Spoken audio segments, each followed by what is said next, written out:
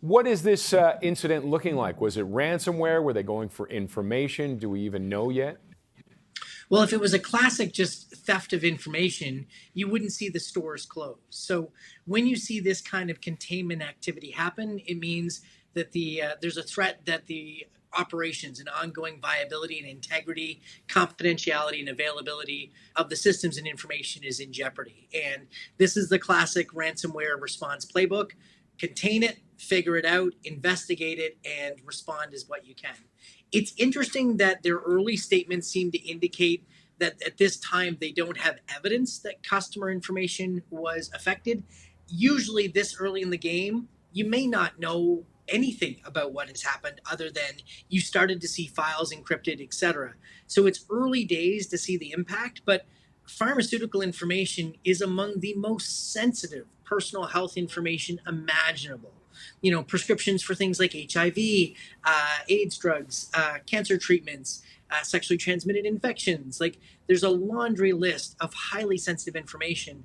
And this attack comes on the heels of a major US pharmacy ransomware attack just a couple of weeks ago. And what would they use that information? Would it be for blackmail, or would they try and sell it and move it down the line? Well, typically they're trying to extort London Drugs itself and say, listen, if you don't pay us millions of dollars, we're going to leak this on the internet.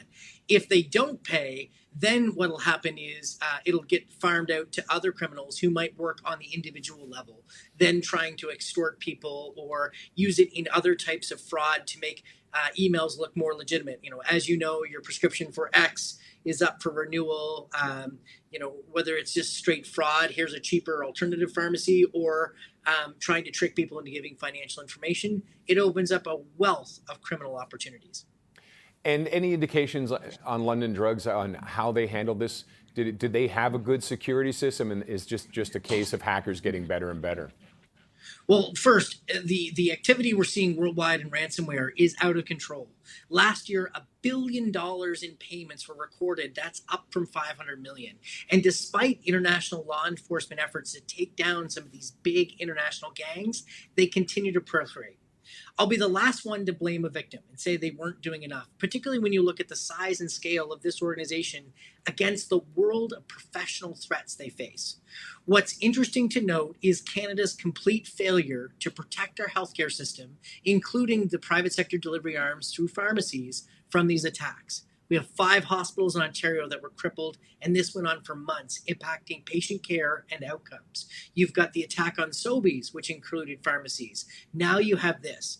And we have a failure at the national level to have an effective strategy to respond to this. And we're not even probably going to get any political attention, despite the real human suffering that's likely to fall out from this.